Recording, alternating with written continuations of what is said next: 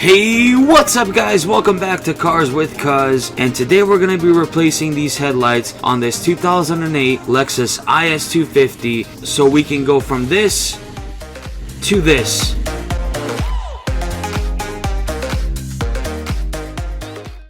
So let's start off with the story behind these OEM headlights. Basically, these headlights started gathering moisture inside, which was probably due to a bad seal or the caps on the back weren't properly put on. I mean, you could literally see the water running down the headlight. So in order to fix the problem, someone decided to drill a hole in the headlight to remove the moisture. Yeah, you heard that right. Somebody drilled a hole in the headlight. That was definitely a great idea. Stop it.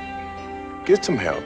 Please don't ever do that to your headlights. So that's why we're replacing them. So without any further ado, let's get to it. First off, I wanted to show you guys the tools you're gonna need to get this job done. You're gonna need a jack and jack stands to support the car. This is done so you can get easier access to the 8 bolts underneath the car. You'll also need a flathead screwdriver to remove some of the clips along the fender liner and the 11 pushpin fasteners on the radiator shroud. And last but not least, the most important tool you're gonna need to get this job done is a ratchet with a 10mm socket and an extension. The reason I say this is the most important tool is because 99% of the bolts you'll be removing are 10mm. Now in case you don't have a jack, you can also use rams, but considering this car sits so low to the ground, the bumper is like about 4 inches off of the ground, I wouldn't recommend using rams because you just end up scratching the bumper. So instead, I'm just going to use a jack and jack stands to lift the car, but neither is really necessary because you can still access the 8 10mm bolts without lifting your car.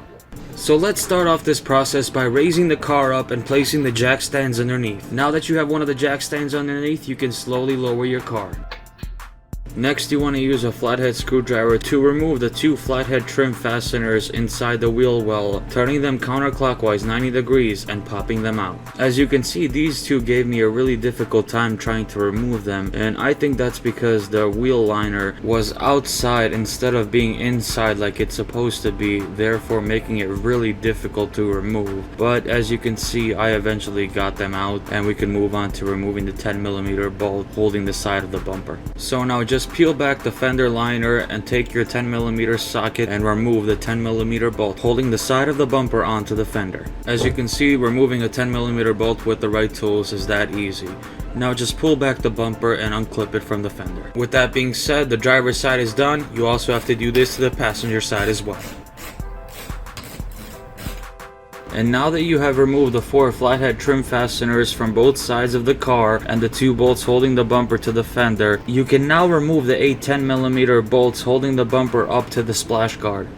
So if you didn't notice, we only ended up removing 4 bolts, and that's because the other 4 were missing. However, we did just get 8 new bolts and just replaced all of them. Next, you want to pop open the hood to gain access to the radiator shroud. And to remove the radiator shroud, you have to pop out these 11 pushpin fasteners.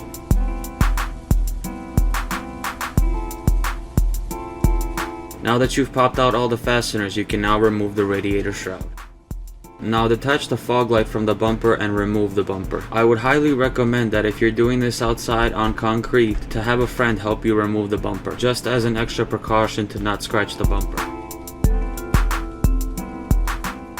Now take your ratchet with your 10mm socket and unbolt the 3 10mm bolts holding the headlight to the car. Do this for both headlights.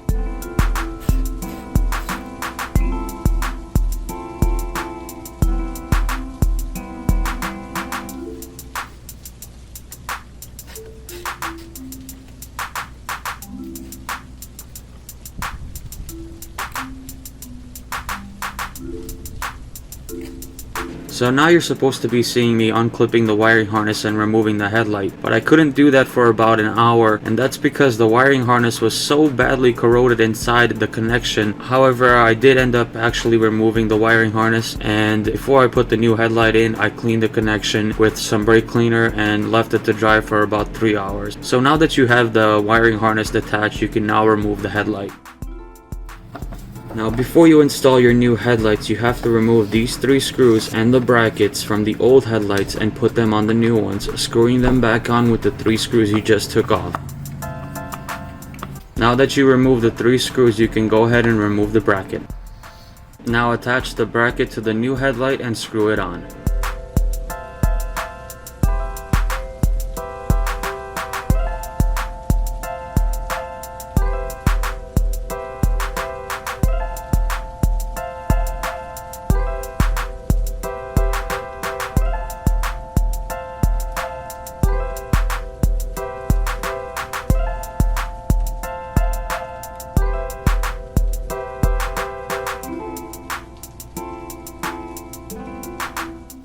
Now you can connect the wiring harness to the new headlight.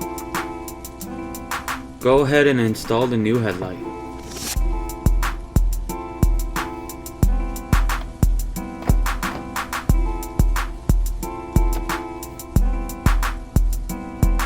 Now that you have the headlight in, you would usually go ahead and bolt it on, but I like to make sure everything works before I do bolt it on. So let's jump in the car, turn on the lights, and make sure everything works.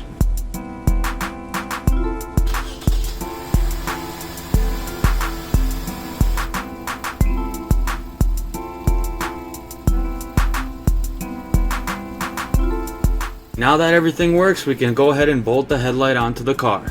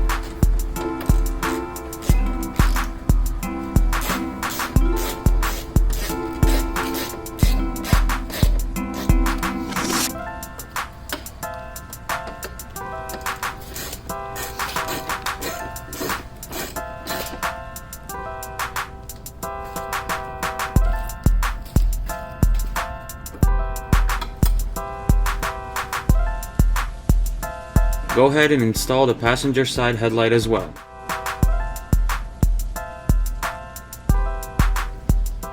Plug in the wiring harness and test the light.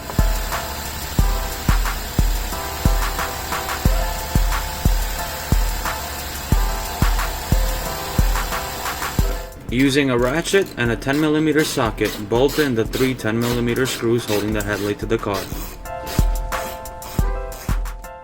Now that we have these new headlights installed, it's time to start putting everything back together, starting with the bumper.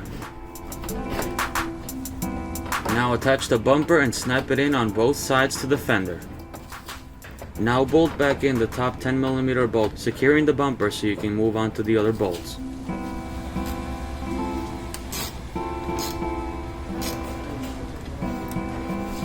Now that the bumper is secured, you can bolt on the 2 10mm bolts to the sides of the car that hold the bumper to the fender. Now using a flathead screwdriver, turning it clockwise, put in the 2 pushpin fasteners securing the bumper to the fender liner.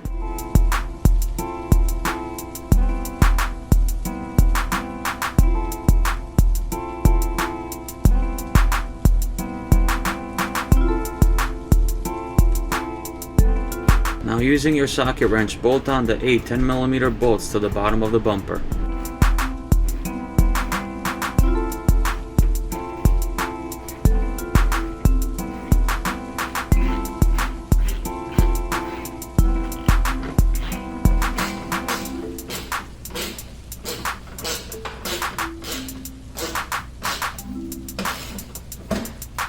Now I did forget to film putting back the radiator shroud, but you also have to do that. With that being said, you can now raise your car and remove your jack stands to complete your installation of your brand new headlights on your Lexus IS 250. So let's check them out.